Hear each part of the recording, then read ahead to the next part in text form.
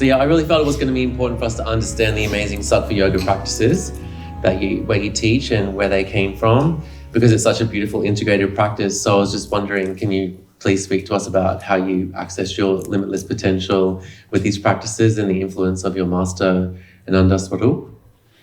I was very blessed to be born in the right place at the right time.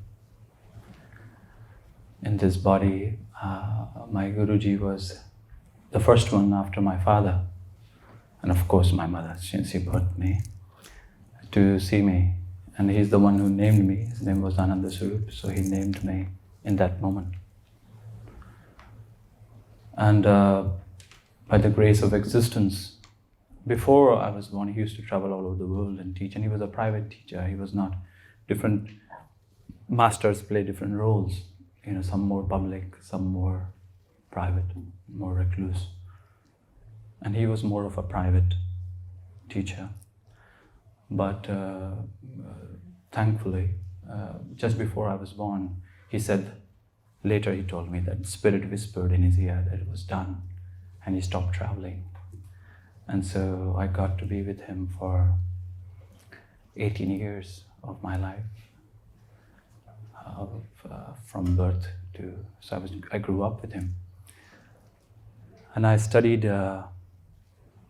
that's my earliest memories, were studying with him and practicing with him, and through him kind of got exposure to the whole university of Sanatana Dharma, of Indian spirituality, of the Himalayas.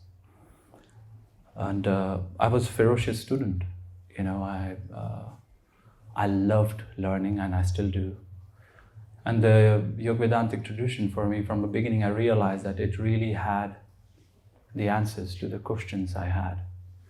And these were not answers that you were asked to believe in, but rather to inquire into, and there were tools given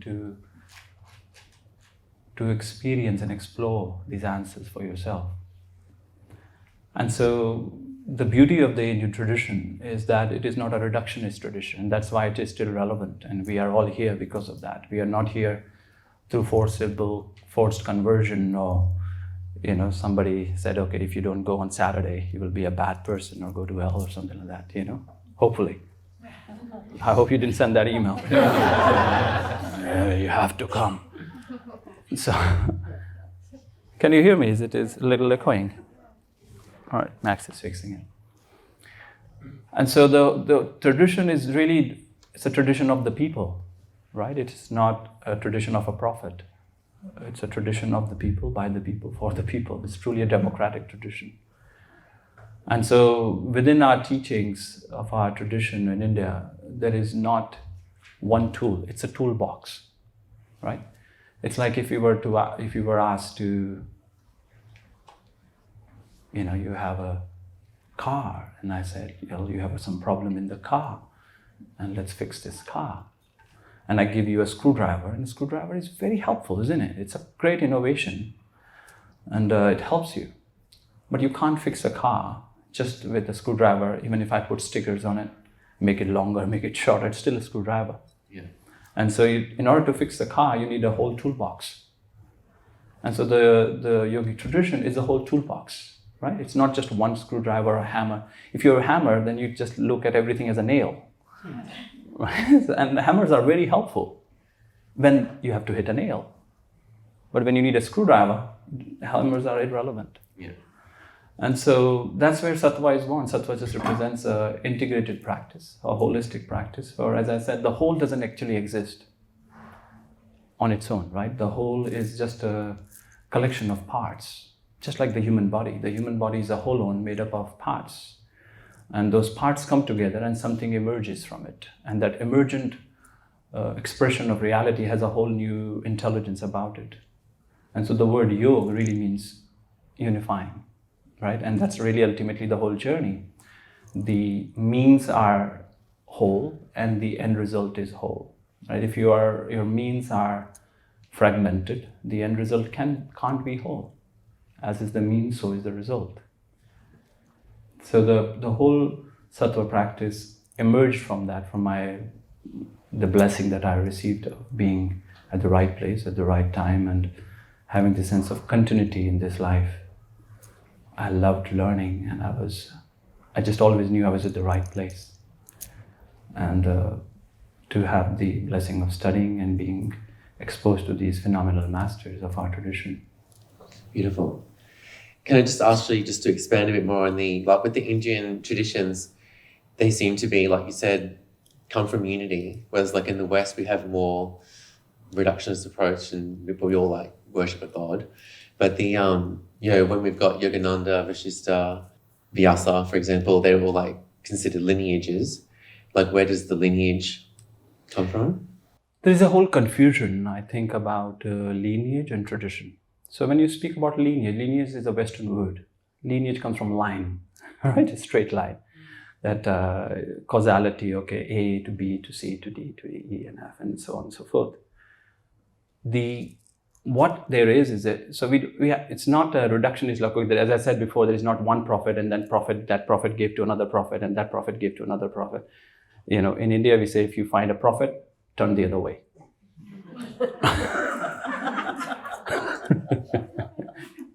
And so it's a collection of teachers, right, who are drawing, and it's a living tradition. And so it's like if you look at a university, for example, just the only difference is that in many universities in India, and it happened to be one big university where different teachers were drawing from it and simultaneously feeding into it, right? And then from that, they're all collaborating, they're all sharing knowledge. That's why there is not one book, right? There is not one particular book or one sutra, or just Patanjali is it, or Shankara's Bhaja Govinda it is, or Saundarya Lahiri it is, or Vyasa's commentaries are it, or just one Bhagavad Gita. There's not even one Gita, right? There is at least 15 other Gitas, So there is not just one thing. Why is that? It's because people are, as they were living, they were drawing from it and contributing to it. And as they're discussing, they're inputting and they're expanding on that tradition. And now from that tradition, of course, naturally different masters emerge, right? Innovators emerge, like Yogananda, who was a phenomenal master. Where did he invite Yogananda teach meditation or teach kriya? It's because that was what the tradition was teaching, right? Why did Buddha start meditating? Because that's what was happening. And then, of course, within that tradition, Buddha had his own innovation, which became the Eightfold Path and the Four Fundamental Truths. He drew from the whole tradition. Same did when Yogananda, when he went to America, he realized, I'm teaching in America and I have to shift the teaching slightly. So he modified the teachings, made it more relevant for a predominantly Catholic country at that time.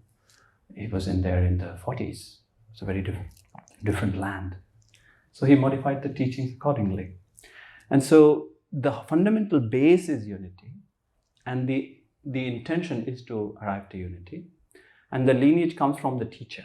So there is the whole tradition. And then you might, let's say, from that tradition, one teacher emerges, let's say, Paramahansa Yogananda, and then he travels out of India and goes to America. And then he starts teaching there. And then someone just studies with him. And so now he says, I'm from Yogananda lineage. Do you follow me? And of course, Paramahansa Yogananda still puts the photographs of Sri Yukteswar, Babaji. But Babaji or Sri Yukteswar did not just have one student. That was Yogananda. If you go to Varanasi, then you study kriya, which is very different than what Yogananda brought there. Right? So a teacher does not have one student. But amongst a group of students, one student might become more shiny. Clear? So we have to realize tradition and lineage. Lineage is just based upon what we are tracking in lineage is your connection back to the source tradition, right? Because we have to realize the source tradition we are speaking about, it's ultimately a tradition of the people. It's for each and every one of us. It belongs to each and every one of us, not to a particular nationality or a color. It belongs to each and every one of us. And there is no alpha, apex identity in that, because that's the whole point of the tradition, to dissolve that. Yeah. Because it doesn't work. It doesn't work. That whole hierarchy, I am holier than thou and you are below. We tried it with good intentions, but we failed. Yeah. And so to try to repeat that in it, it doesn't work. It doesn't work. And that's why the yogic tradition is still continuing and spreading, because it is fundamentally a tradition which enlivens each and every one of us, right? Because infinite potential pulsates in everybody. It's not just our stories are different, but ultimately the stories don't matter. They don't matter. They're different and they're entertaining. We can enjoy the stories, aren't they? They're enjoyable. But at the end of the day, the stories don't matter. So we can have more than one teacher on our journey to limitless potential, right? And then because from my perspective, I was just someone who was meditating twice a day for a really long time, and that really fundamentally changed me at my core. And then I remember 6 years ago when I first did my first journey with you, my Sattva Yoga practice, it really awakened something inside of me that I had never actually felt before. And then it was at that particular moment, I remember having this epiphany that I really wanted to somehow bridge meditation and Sattva Yoga. Not that I needed to bridge it, but for me, it was something that I was a meditation teacher. I wanted to understand, is it a fundamental practice for us to have like a meditation technique? Like every person should be a meditator. And then to be able to integrate the wisdom into that, we need to have other practices which enlivens that, which gives us our limitless potential. Like what is the integrated practice that comes from Sattva Yoga and meditation? First of all, I think we should do away with the word. We should do away with the word should. Okay.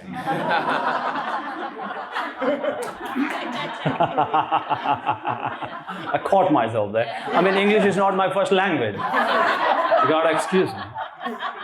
मैं हिंदी बोलता हूँ. We recommend.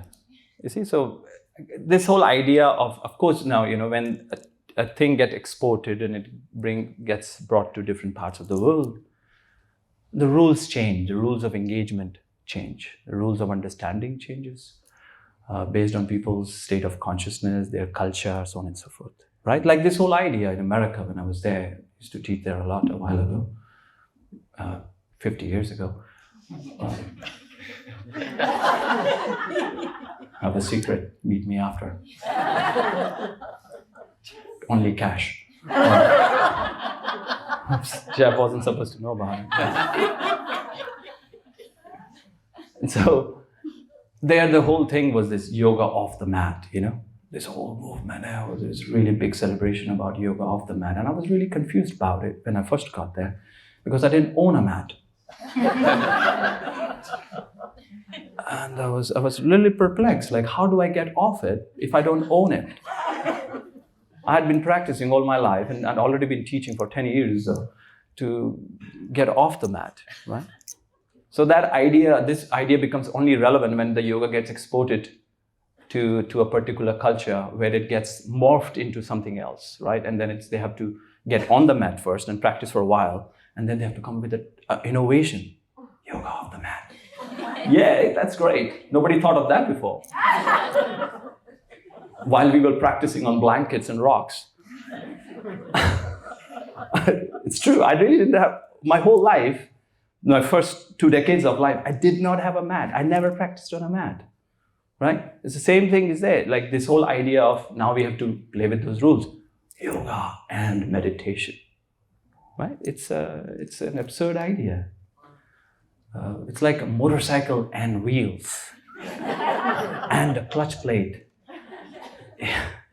And front brake and the back brake and the carburetor, so on and so forth. The motorcycle is a name given to all these parts. So meditation, breath, kriya, wisdom, knowledge, this is all one thing. Just as I said, in order to repair a motorcycle or an airplane, or even to be a carpenter, there was a famous carpenter's son. Right? You know him? So you need all the tools. You can't just have one tool. Right? So this idea of separation, it was relevant at a certain time because different teachers emerged from that one living tradition. They studied with the masters, drawing from that tradition. Then they encountered the people who were going to study with them.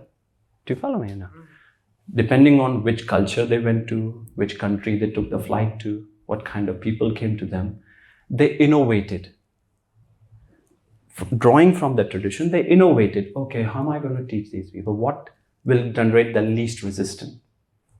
Do you follow me?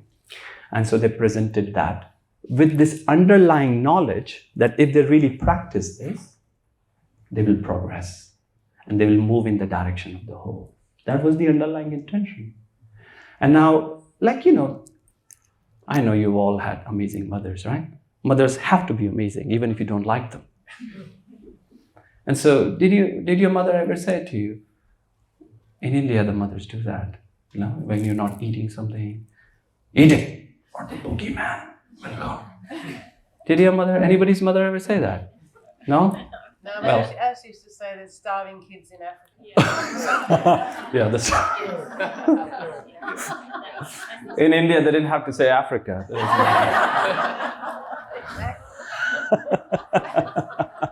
Meanwhile, in Africa, the kids are just having a good time.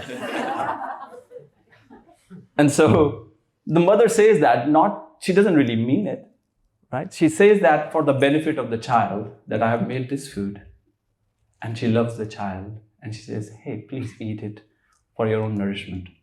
And once you have eaten enough of the food, you will grow up and you will realize there is no boogeyman coming. And the African kids are not really dependent upon whether you eat the food or not. There's other problems to be solved. And so that is a trick the mother uses because of our love for our children. Same thing, the great masters who came from India to the West, out of their deep love to serve humanity, they devise these means. If you just do this, this will happen, and you have to only do this. And you must do this. And that's why you have all these different masters saying, this is the only way.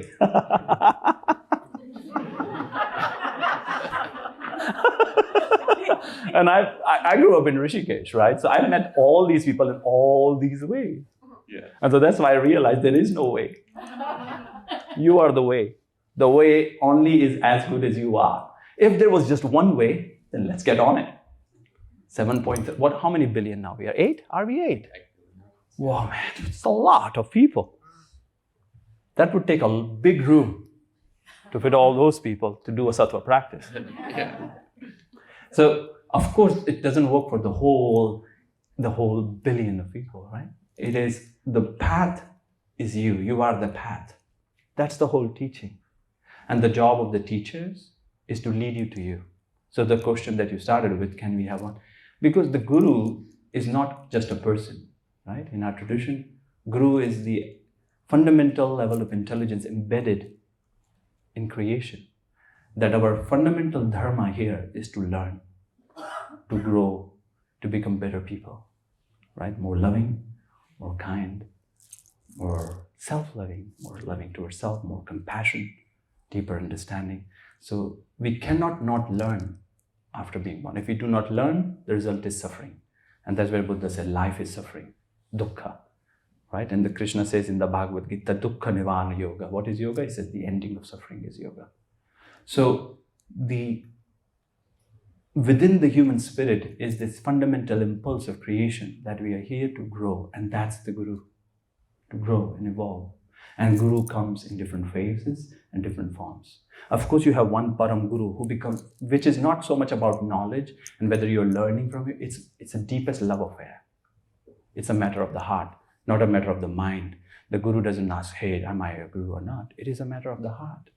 And my guru always, once I thanked him, I said, thank you, Maharaji, for finding me. He said, what are you talking about? I never found you. You found me. I was just having a good time. You found me.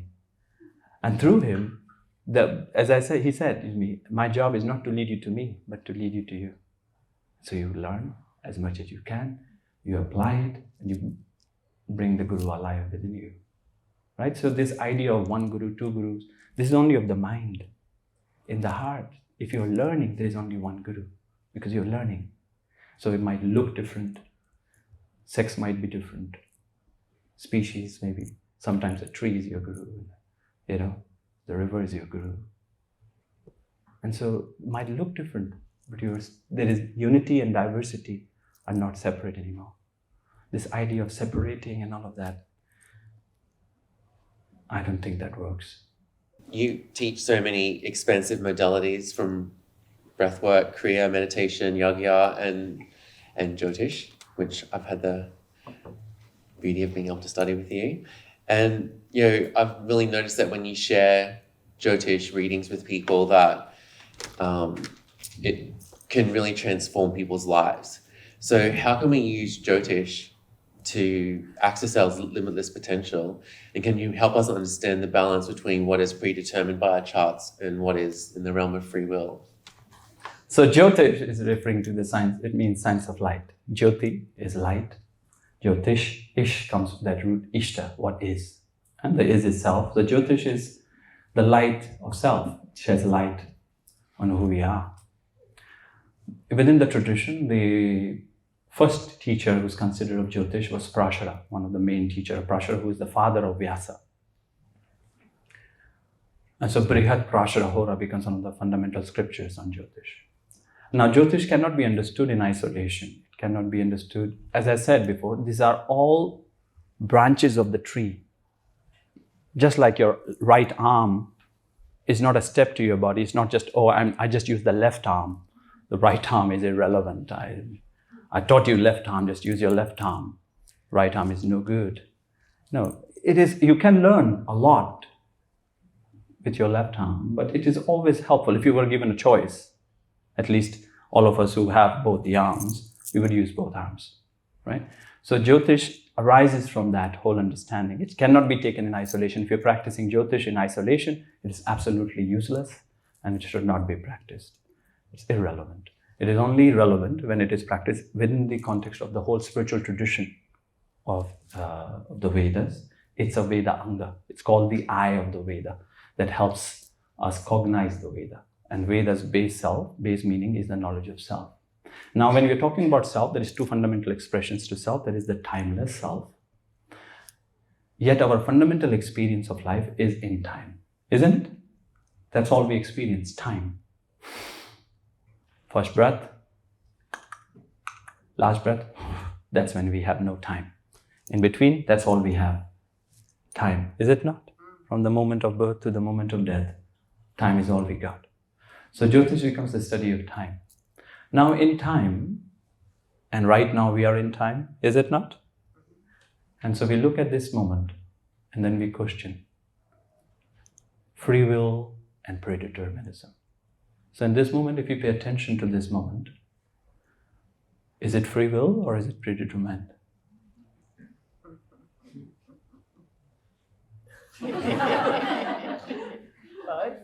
Exactly, both, right? Because it cannot be just free will, because that would be extremely naive and arrogant. Oh, it's all just free will, it's me only. It's like me saying, if I don't look at the moon, there is no moon. There's others looking at the moon, isn't it? The earth is, even if let's say all human beings cease to be, will the moon cease to be? No, the moon will exist. Even though consciousness collapses the particle and wave function, the consciousness is not just hinged upon a human nervous system. Consciousness is all pervading. So when we look at our life in this moment, we are in this moment, and let's take a deep breath in. Everybody, can we take a deep breath in? And let's exhale into the future. Where are we? Future. Wow, the most distant future. Is it 12 today? 12. Sometimes when you ask a date, you have to think about it. Isn't it? 12th of August, 2024. Sorry. 2023, 12th of August. That's really far ahead, right? And then we breathe again, and we breathe out. Future, future, future, future. And all we are doing is just sitting here and breathing. And future is coming to us. And am I creating that as an isolated value of awareness? No. There's a whole intelligence at work. For us to be here, there had to be a million things exactly the way they are for us to be here, is it not? Your parents had to have that monkey business. It's strange to think about your parents getting it on. But that's the laws of biology. Second chakra has to get active. And here we are. Right? I forgot I'm married now. And so for us to be here, there have to be so many things the way they are. So we realize, when you really pay attention, you realize free will and predeterminism are not opposing forces. Those are not only opposing forces when you have someone else. That is there someone else predetermining everything? No. There is only the self. But the self has not to be understood as myself. It's the self of all selves. Right? So as you are in this moment, we are encountering the future. But how do we encounter the future? We encounter the future the way we are. It's happening in our consciousness. Yes or no? As you shift your consciousness, how you experience the so-called future, which you only meet in the present, also changes. So ultimately, there is only free will. But that free will is not based on the circumstances, but rather on the experiencer. And so Jyotish is designed to give you insight on the experiencer, not on the experience, but on the experiencer, the self, and how you process the energies that flow through you, and how you can manage your own system. When you can learn about that, then you get to have a greater understanding of yourself. But is it not, you all can testify to that. Aren't we the most complex creatures? Aren't you surprised by yourself? How many of you are surprised by yourself? By your reactions and responses to things? Like you wake up one day and you're just like feeling not good. You did your meditation, but you still are feeling off. Has anybody ever had that? Yes. You even had a coffee. After you were asked the question, what are you after?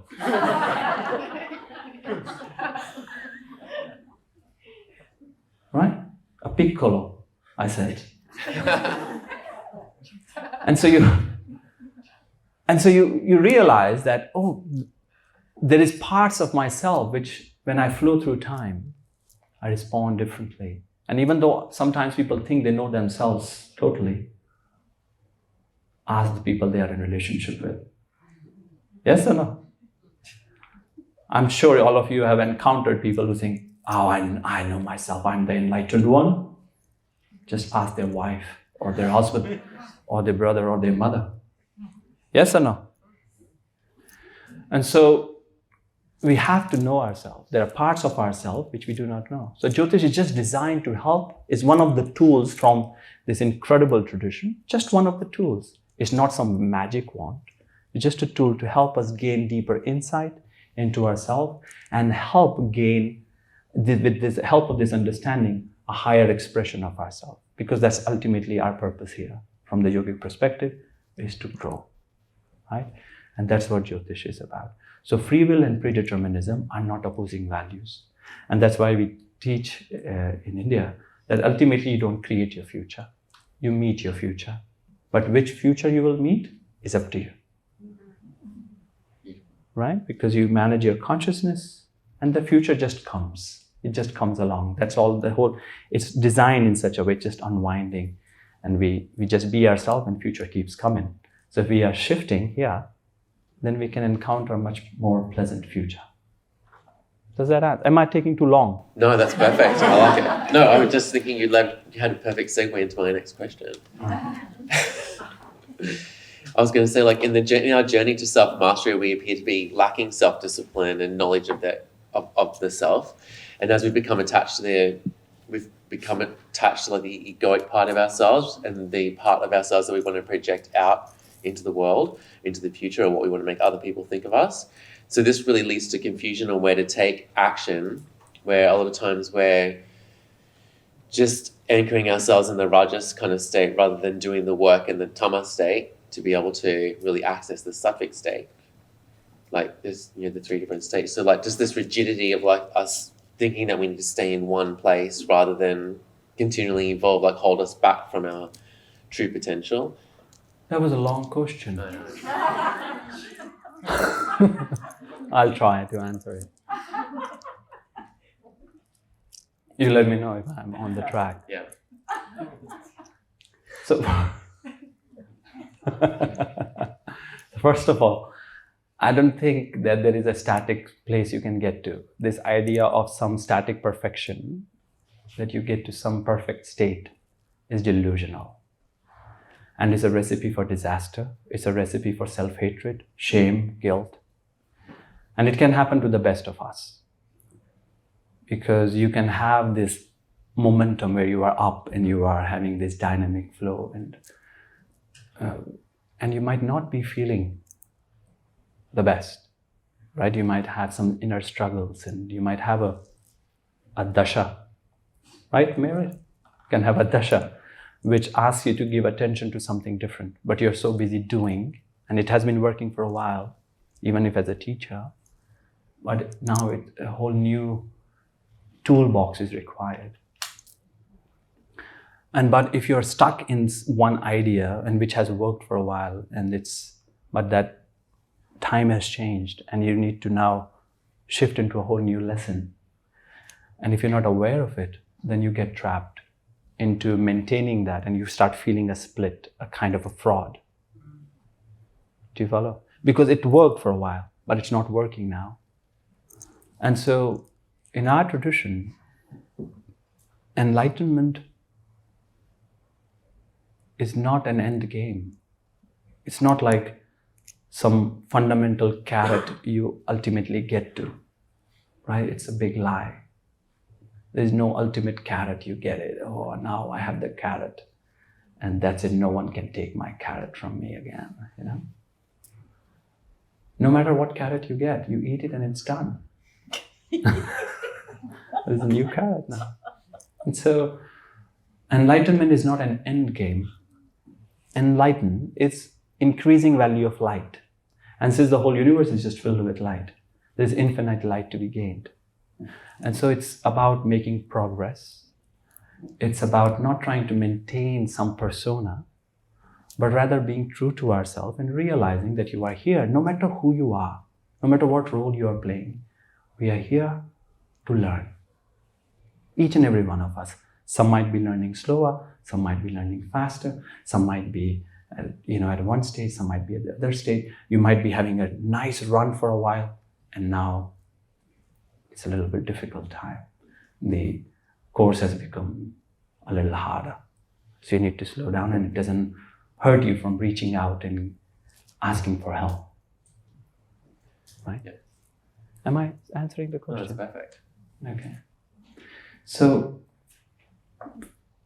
all of us would be more helped to realize it's about self-accepting exactly where we are, and not, especially in these times, because I meet so many people and they are so deeply immersed in self-judgment. Have you encountered what I'm talking about? This voice in your head? How many of you have met this voice in your head? It's like it comes out of nowhere, right? You think, oh, I had such a nice sleep. And then you pick up a phone, this thing called a phone. And then you go up on social media and it's like, oh my God, look at you. You're in your bed. And look at these people. Everybody's up. And they've been recording everything. and looking perfect while at it. And here you are, look at your face, your breath stains. Look at the perfect body, perfect skin. And everybody is flying private. Even the teachers. They're enlightened privately now. And so you feel this pressure. And it's a trap. And it's a huge trap. And if you don't pay attention to it, you slip in it. And before you know it, it's too late.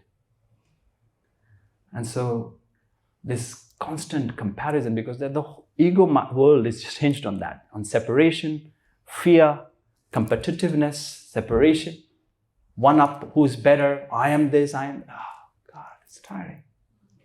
So we have to begin with that we are loved, we are children of, even though we are gods and goddesses in ultimate self, but we are also children of God. And I have no shame in saying that. Because that's the truth of your experience. Because when you experience love, the most important experience of love is being loved. Is it not? That's where the beauty of love lies. When you feel, oh, I'm so loved. Have you ever experienced that? Have we not all experienced that? When you feel, thank you. Right, Oaz? And so we have to accept that. And then we keep leaning in the direction of growth and we be honest. No one is perfect. There is no such thing as perfect. Perfect is a brick. That too on the surface, it's still aging and changing, isn't it? And so anything that is living, all living systems are imperfect, right? Because for it to be perfect, it has to be not a living system. So as long as it is a living system, it's going to be imperfect. Imperfect means growth, possibility of growth. And so this idea, if it is sold that you get to a certain stage and you are perfect, that's not the teaching of our tradition. That's another carrot you put, and then that's another recipe for self-hatred. I'm not there yet. Are we there yet? No. The answer is never yes. Yeah. Right? And so it's about accepting where we are, acknowledging where we are, having self-compassion, and then having compassion on the human condition that everyone is suffering and they're trying their best. Even people on social media. Just human beings, their own insecurity, suffering, and trying their best to find meaning. Yes or no? So you have, and then you can be kinder. Yes, sir? You can be kinder to yourself, and you can be kinder to everyone, and you can get up every day, and you can make progress. And as long as you're making progress, you find meaning in life. You find greater love in life. Nobody's life is perfect. There is no great life out there. Maharaji always used to say, I said to Maharaji, I'm going to have a great life. I was very little. He said, yes, you will have a great life. Don't go looking for it out there. For there is no great life. Only great people have great life. So you focus on accessing greatness within you every day. And then you have a great life. Quite simple. Yes or no? It's not that complicated. Forget about enlightenment. Yes, there is only light. There is no darkness. There is light, more light, less light. That's all. So we are all enlightened. Because we wouldn't be able to exist. Even our bodies are nothing but light particles. So we are all enlightened, made up of photons. Yes or no? So there is everywhere light. Just we can have a little bit less light, more light. Quite simple. We don't need to, because when I was growing up, and I started teaching at a very young age, and I had to grow now I've cut my hair. Then at time I had long hair. And at a time I had dreadlocks and my ears pierced. I looked very intense. Because I thought, I have to look the part. If I look too normal, then I'm not enlightened, So I had intense, and I had these rudrakshas in my ear, a little bit ash and all that. People were when I walked in, people who knew me at that time, they were, oh, you used to be so intimidating. Now I'm less enlightened, very approachable.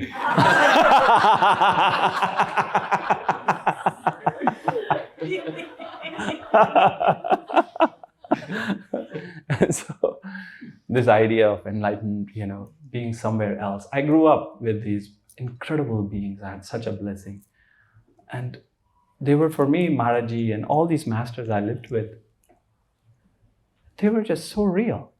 Just real beings. And so this idea of enlightenment is some alien creature who's now alien. He has to walk on water and has to be always white sheet and flowers beneath his feet or her feet. That I never had to believe in that story. So I think each and every one of us is enlightened, and we just have to gain a deeper understanding of it. Stories, we are all living a story. And the beauty of it is, when you read a story, it's all interesting. Is it not? Yes? Even the tragic ones. Like when you go to a movie and you come out of it and it was sad, and sometimes you cry while watching it. Yes or no? And then you come out and say, wow, that was really great. Have you ever seen a sad story? And then come out and said, wow, that was really great. Even the scary ones. Wow, I got so scared, that was great. It's just like that. We're just living stories. Underneath it all, it's just the perfection of all that is. is there knowledge that you can only obtain from the practices that you could never learn just through reading a book? Like, is there a bandwidth of knowledge which is only accessible to us through the practices? Absolutely. I think language is an incredible thing that we human beings came up with, and that's at the base of all that we have done. And that's why the origin of AI now everybody's talking about is chat GPT, right? Because you're like, oh my God, it can talk like humans. And so this ability to make sounds and embed meaning in it, and to be able to transfer it to another nervous system which can pick up those vibrations and then convert it into meaning, is quite a remarkable feat. And that's at the base of all civilization and all culture and all knowledge, Veda and Upanishads and Sutras and Agamas and Tantras and Puranas, all of it. But that's at certain level, and it's essential. That level of knowledge is very essential. But the experiential knowledge has a deeper level of being. And that's why in the Yoga-Vedantic tradition, there is the Mastiska Jnana, which is the knowledge which is acquired through language. And then there is the Atma Jnana, which is acquired through practice. So both are complementary to each other. But you cannot just have one or the other. You cannot just say, okay, it's just the experience, only the practice and not understanding. The intellectual vocabulary-based understanding is very relevant. That's why we did come up with all these complex sounds and languages in Sanskrit and Hindi and English and so on and so forth. But also the experience, the practice. So when we are talking about love, the idea of love can be very cheap at times. You know, you can just write it on a t-shirt and a card, I love you, right? But when you experience love, that's what we are after, is it not? The experience of love cannot be understood in the mind. You cannot learn it in school that, okay, love equals to this and this. You can get those words, but to experience love is something totally different. And so when we dive into these practices, we can come into the experience of love. That's where even the idea of God, right? The idea of God is a troubling idea. That's so much so that now it's not so cool to say God. I can say it, I'm Indian. There are so many gods and goddesses there. So the word God has become such a troubling word. Only because the word is there, but the experience of God is not.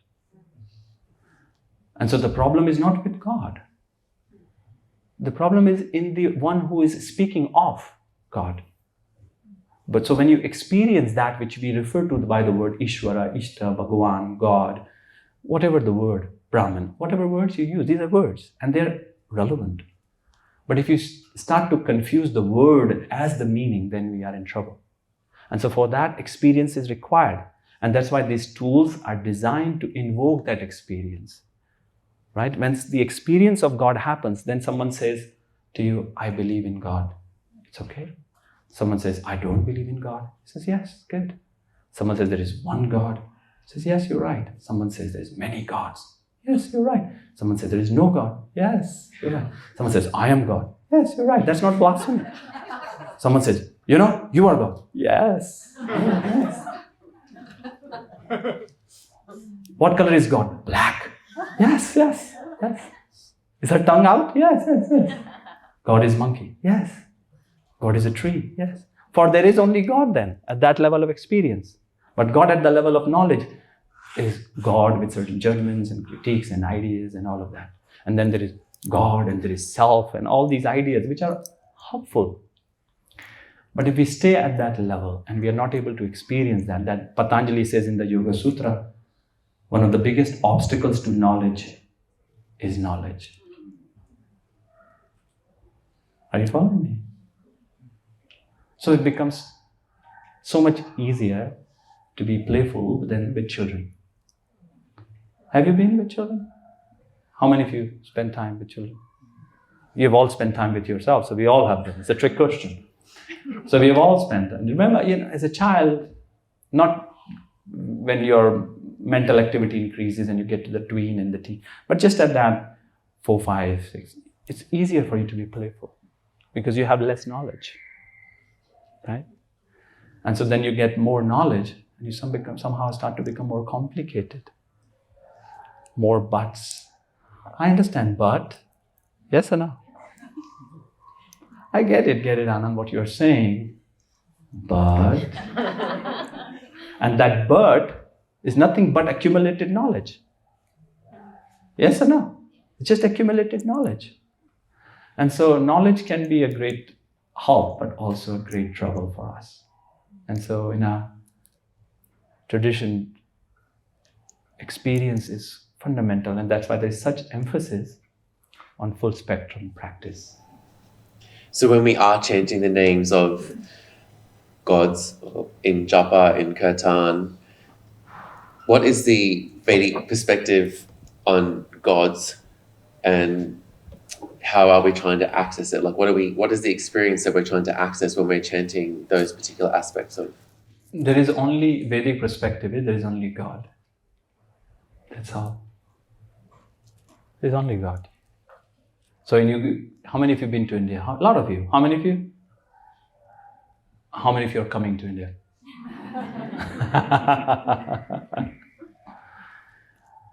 And so when you come to India, especially in the Himalayas, and you find altars everywhere. Under a tree. So all it takes to make a temple is put a rock there and put a flower. Then the other villager walks through there. Oh, and they also put a flower. And then the other one walks there. And then the third is like, oh, let me tie a thread. And they tie a thread. And before you know it, it becomes an ancient temple.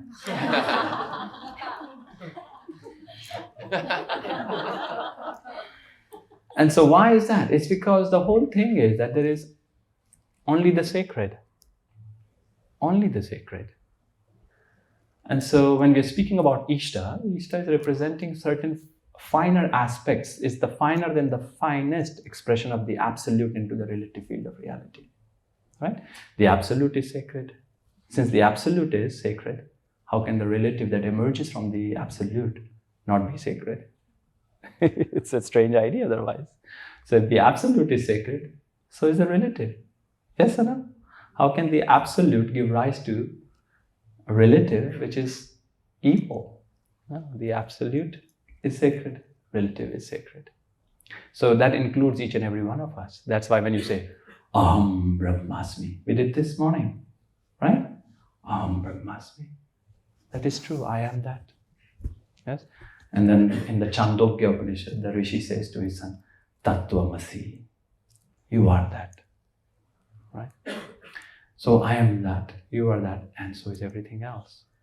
And so when we are speaking about, we have to make a distinction between Kirtan. Kirtan is about devotion, cultivating a sense of, it's a heart experience, becoming available to the flow of love, getting ourselves in a certain state, a certain bhava, which is about receiving love. Yes, for love there is. We have all experienced that, yes or no? That you get some time in a state and you say, thank you.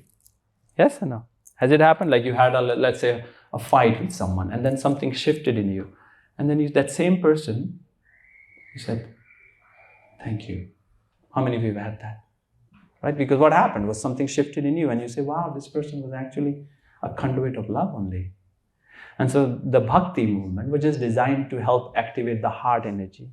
And that's Kirtan. And then there is mantra, which is not to be chanted in that devotional setting. So there has to be somebody who is trained properly, knows this distinction, that there is the devotional chanting, which is about activating the heart, getting into that bhava of experiencing love. And that all different religions employed that technique. And it worked. Yes or no? Coming together and chanting. It helps our brain, it helps a sense of cohesion. But mantra is a specific technique. So there are distinct mantras which are formulas, sound formulas, which are designed to initiate certain responses from the system. Like when you have a thought is a certain algorithm, it's a sound formula. When you maintain a thought for a while, your physiology starts to change. Yes or no? Your biochemistry starts to change. So there are bija mantras, which are just designed to go into the deep state of silence. And then there are longer mantras, which are more of a sound formula. So when you're doing a japa, that is designed to initiate a certain response from the system, from the physiology, and from the physiology of the extended self, that is nature. So these are just sound medicine. If you look at C++ or Java, or now everything is being coded on Ethereum or the base AI languages. I mean, that's just sound, isn't it? It's just sound. You're coding sound. You're coding a program. It's all sound. And that sound then initiates, there is a hardware which initiates a certain flow of current, which makes the hardware behave in a certain manner. And that's what these specific sound formulas are, which we call mantras. And they are to be used in different ways and different places. If we think of mantra can be used only in one way, that just shows we do not fully understand. The mantra has to be used in different ways. Mantras which are designed to lead you to deep state of silence, and then mantras which are used as japa, which is designed to initiate a certain response within your physiology and the extended physiology of what we call the other. But there is no other. There is only the self. Yes? But these both statements are true. There is no other, but there is also the other. If I only believe there is no other and start living like that all the time only, just based on a belief, then it doesn't work, does it? Because one of the secrets of a successful life is not to treat other people like you think you want to be treated, but rather treat them like the way they want to be treated. Yes or no? That's empathy. One of the biggest troubles in the world is when people wanted to go help other people, they tried to treat them the way they thought they wanted to be treated. Yes or no? So they gave them their understanding, okay, you do what we want. It doesn't work. So compassion in it requires empathy. And empathy requires for you to understand that, yes, there is only the self, but there is also the other. And as I understand myself, there is my solemn duty to also understand the other. Where are they at? What are their limitations? What are their pains and sufferings? Yes or no? And then come from that place of compassion. So for one to be true, the other doesn't have to be not true. Yes or no? Yeah. Yes. Are you just waiting for the next question? No, I'm listening intently. You're like, yes, move on. I'm getting that feeling. Sorry. I'm just joking.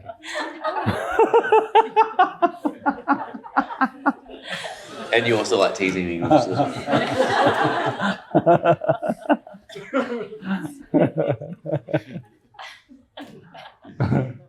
And made me go red.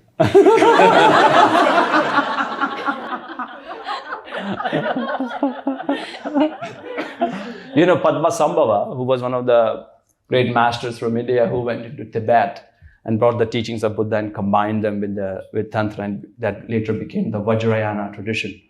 One of the teachers of those teachings, not the whole, but some parts of that, is now the Dalai Lama, right?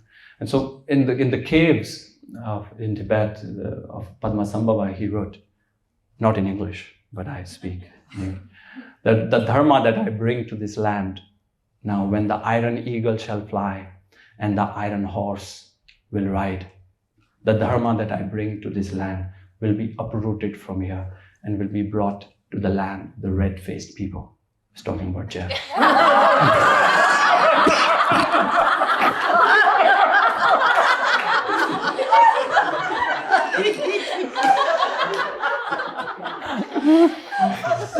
Here I am.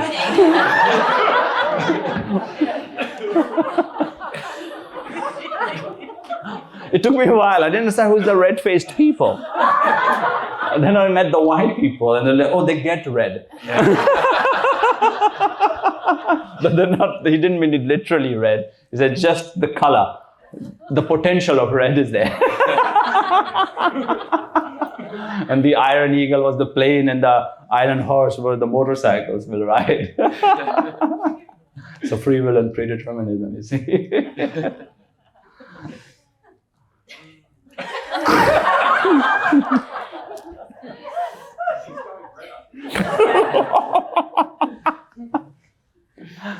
The last few years, the world really has appeared to come into a new age. Like we've gone through this big paradigm shift where people appear to be like waking up and they're wanting more access to knowledge. Ancient knowledge seems to be coming, not that it really went away, but it's really coming back to the forefront, especially if you look at things like TikTok and Instagram and those sort of things. they're all resurfacing, and structures seem to be also other structures seem to be breaking down. So, where do you see the evolution of humanity going? From where we are now, where we're moving into this new level of awareness with humanity as a whole, and what role does the egoic structure place on us in terms of also the ascension of our self during these times? India has no TikTok. Yeah, sorry. It's banned. So I've never been on it. So I don't know what goes on there. One less thing to see. The thing, I thought about it, are these times the brightest? And then I put myself in the place of the Buddha with him walking. And if I asked him that question in that time, he would say, yes, the future is bright. And then I put myself in the footsteps of Yogananda, and I'm walking with him, and I ask him, how's the future? And he says, the future is bright.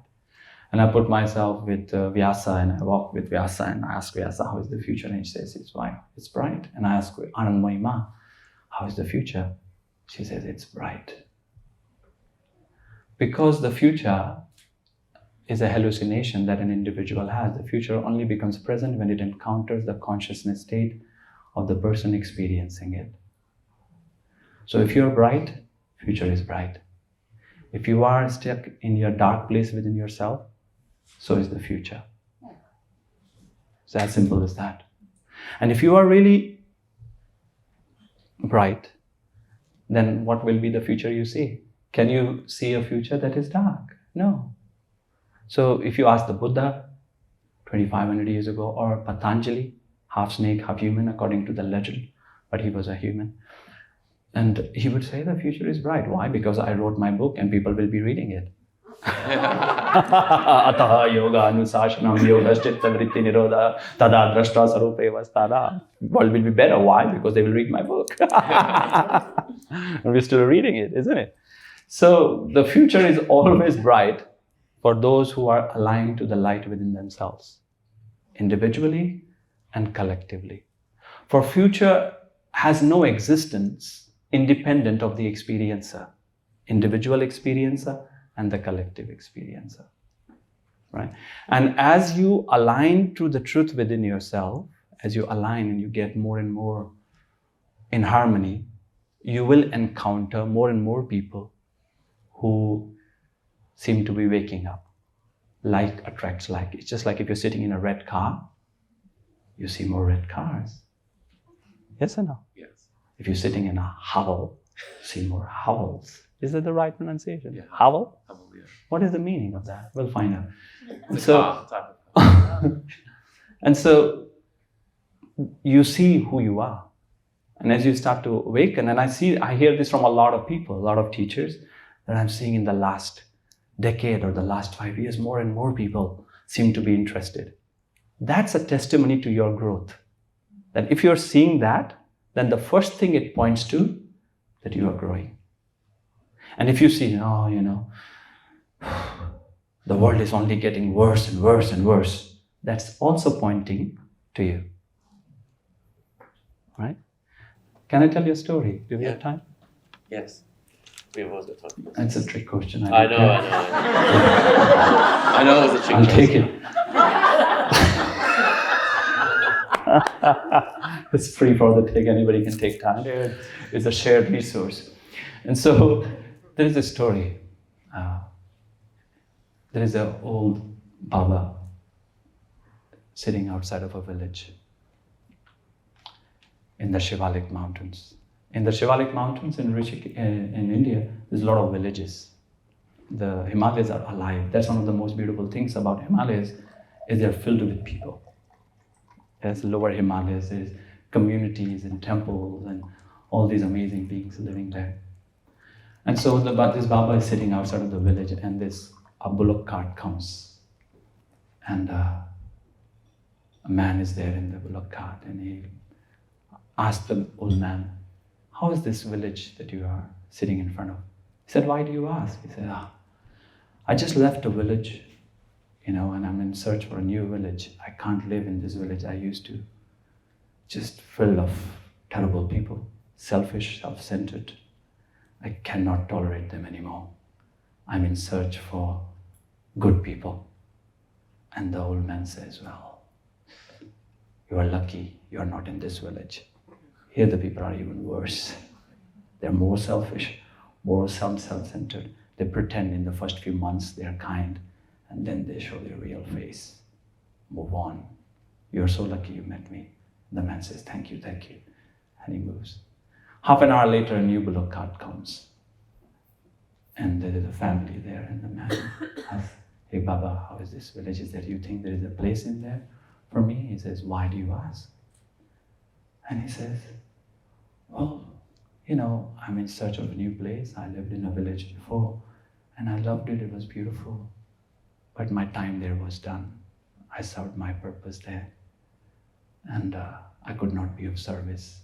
And I'm in a search for a new next phase of my life. And the old man says to him, well, you will love this place. Welcome. These people are so kind. They're so generous. Sometimes they have their problem. They have moments of stress and they can be unkind. But that's not their nature of their heart. So come on in. Yes. So how is the village? Is the one who's going to live in it. How is the future? It's bright if you are in light, and future is bright. Future is bright for you, and future is bright for all those who are around you. And then naturally we will see, if we are doing the work, we will see more and more people who are like waking up, who are genuinely interested. Yes or no? Of course there will be people at times who might disappoint you, but that's for you to learn. Yes or no? When you're disappointed by people, don't take it as some kind of superiority thing. It's like, oh, that's for me to learn. Yes or no? So I love being disappointed by people. It's so good. It's like, oh, then I have to learn more about people. And people is only the self. Yes or no? So future is so bright. So bright. Because future is only an experience a consciousness has. Yes or no? There is no other future, no other present. Present only becomes real when it encounters a consciousness experiencing it. And so if we can manage our consciousness individually and collectively, then the present is bright and so is the future. And if you are truly aligning, then you will find more and more people like yourself who are also aligning. And that does not mean that people you encounter will just be perfect and will be the Buddha of your expectation. No, they won't be. They will still make mistakes. They will still slip, just like you will. And then the journey of life becomes to forgive yourself and forgive them. Yes? My guru always said, forgive yourself at least 5 times every day, and also everyone else. Then you will travel light. Otherwise, the burden will keep getting heavy. Yes or no? And are the teachings that have always been there, are they like coming back, or have they always, obviously they've always been there, but are they being enlivened more like during this time? I can speak from my experience, definitely. And then again, it's a testimony to also the work we are doing. But I see that in the last decade only already, there is a lot more diversity in people who are seeking deeper and more holistic approach. There is a definite surge of authentic, sincere seeking in the world. Definitely. There is no doubt about it. And it is exciting as a teacher, and it is exciting as a human being to be alive in these times. We should not seek to be alive in any other times than where we are. Or on any other planet. Yes or no? Yes. Even if you are from Andromeda, for now you are here. And so you are from here. Are people from Andromeda also in Australia? Yeah. Some? Yeah.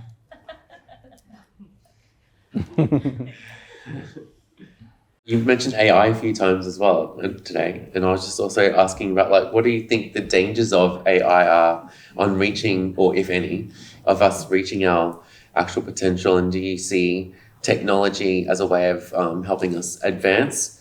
And with the way that information and knowledge is really exploding out in things like TikTok, even though you haven't seen it, there's called spiritual talk and stuff like that as well. Where Spiritual talk on TikTok. There's spiritual talk on TikTok.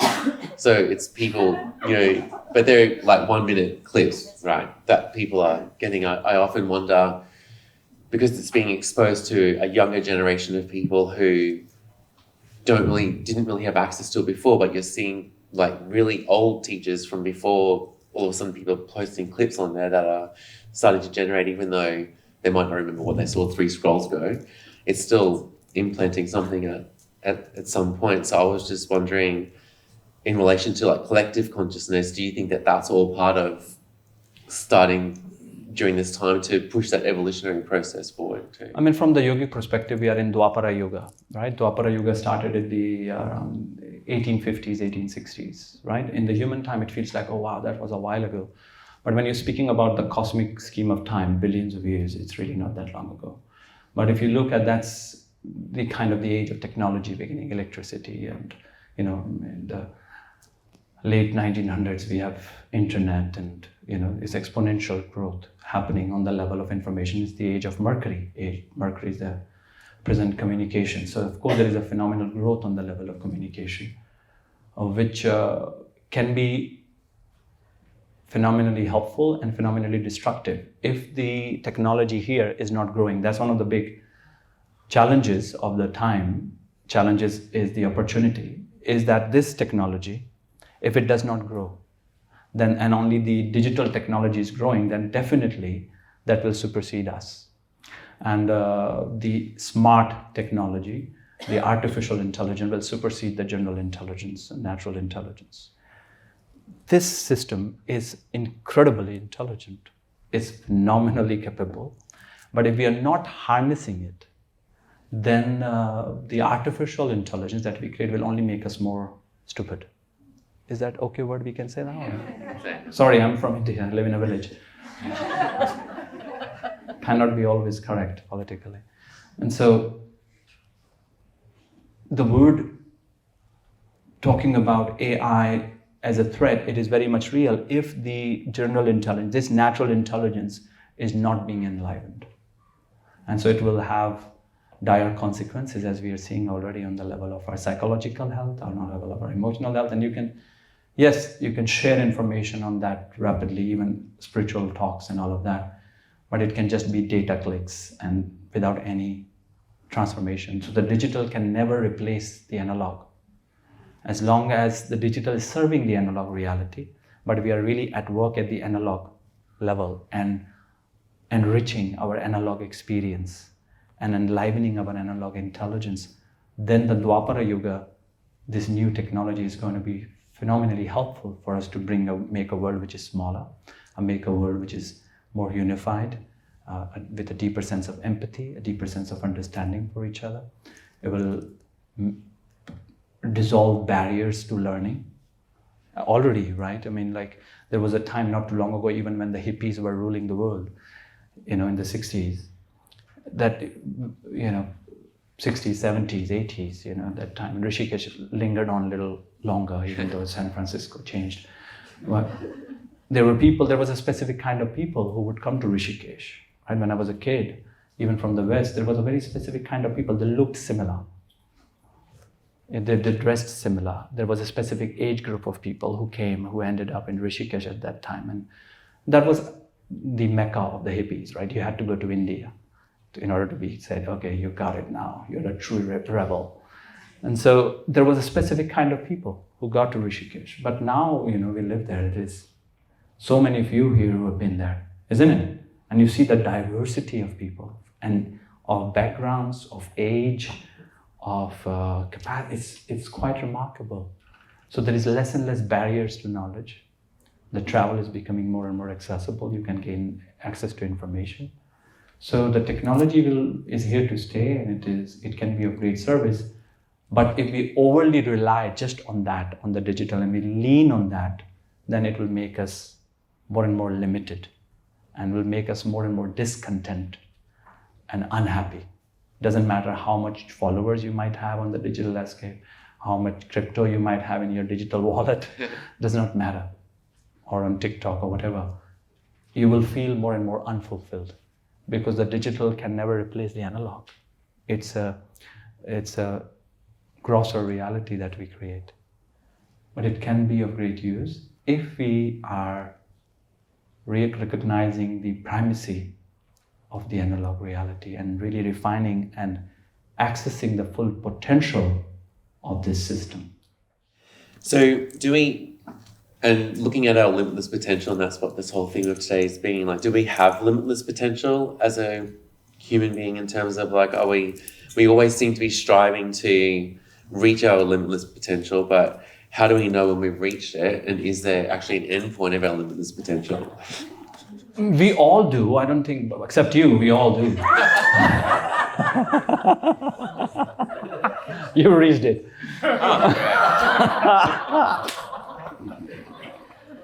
I'm joking. Bad joke. Only infinity. Purnamada Purnamidam Purnat Purnamadashyate Purnasya Purnamadaya Purnameva Shishyate. So only the Purna exists. Only infinity exists. If infinity exists, finite cannot exist. Finite is just an expression of infinity. So either there is infinity or not. So we can verify that there is infinity in all directions. So if there is infinity, then there is only infinity. What we call finite is just the limitation of observation, right? It's a speck, a limit, what measurement we are doing of infinity. And that gives us a sense of, oh, it's finite. So Purnamada Purnamidam. So in the Ishavasya Upanishad, the Rishi declares that only the whole exists. And this whole comes out of that whole. And so this whole, is infinite. That's our essential nature. The Atma eva Brahmana, right? In the Upanishad it says that the nature of Atman is Brahman. That the nature of the individual is universal. And that's the longing, that's the search for something more that underlies the human experience. And that search for something more is the search for Spirit, God, Self. That is what infinity is. And that infinity then is not being informed by a sense of inefficiency or you're not enough, right? It's not being informed by self-hatred, but rather by self-love. So it's from a journey from love to love, right? It's not from, oh, I'm not good enough today, but tomorrow I will be. I don't have enough today, but tomorrow I will be. Oh, I'm not infinite enough today, tomorrow I will be more infinite. And this who I am and who would I rather be. What I have and what would I rather have. This gap is suffering, right? But there is an underlying seeking for. So can we still be growing without hating ourselves and our condition? And that's what the yogic teachings are pointing to, that you can grow from a place of love.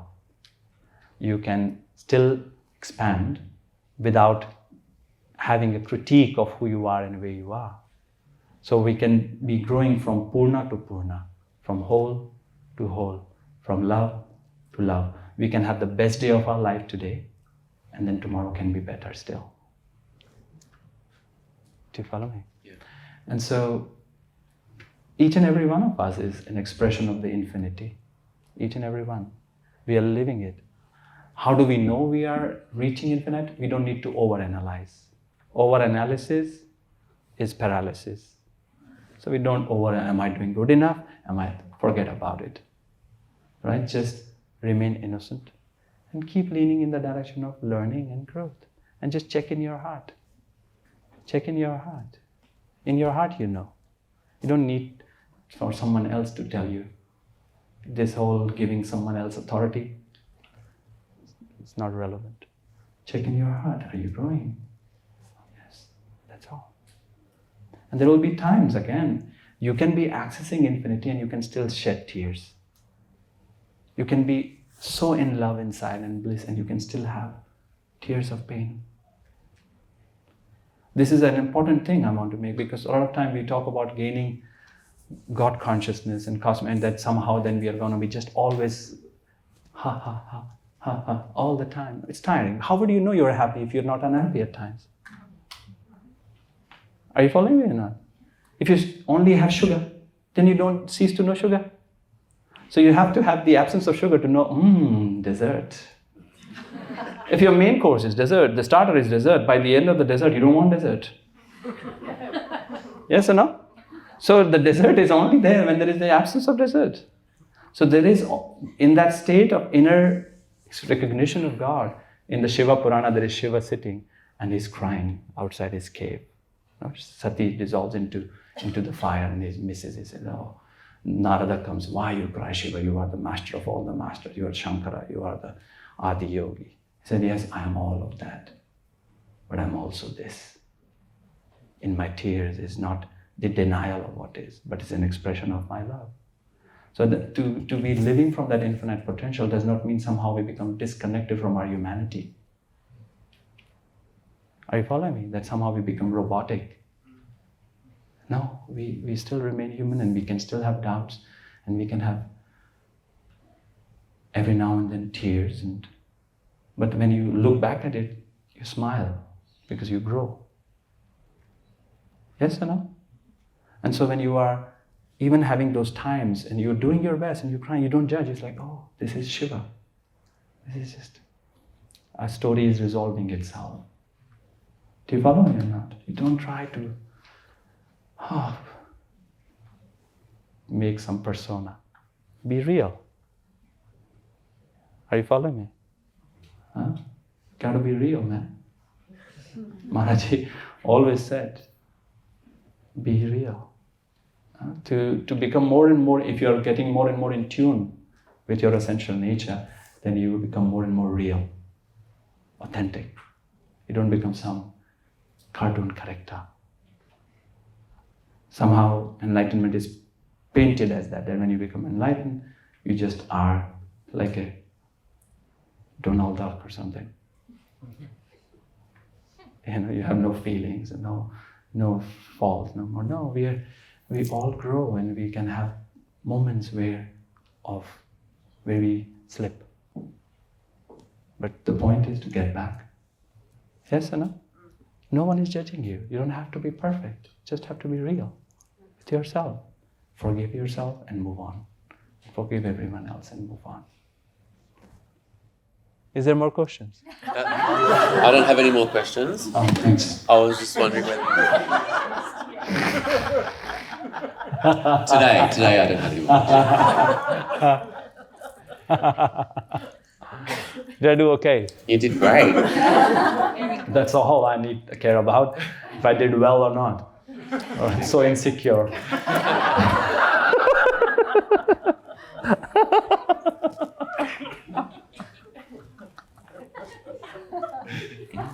Sorry. Was there anything else you would like to leave us with today? Leave you with? That's really grand. You don't have a podium or something I have to stand on. No, I can only leave you with a sense of deep gratitude. Thank you for, on such a sunny day. I was told that in Sydney, when it's nice and sunny, specifically in winter, nobody wants to be inside. So I am so grateful that you are here in this room with us, and you chose to be here and give us your precious time and attention. So I bow to each and every one of you, and I sincerely hope that what we shared here serves you on your journey in some way, shape, or form. So I thank you and I bow to you, and all my love, and namaste.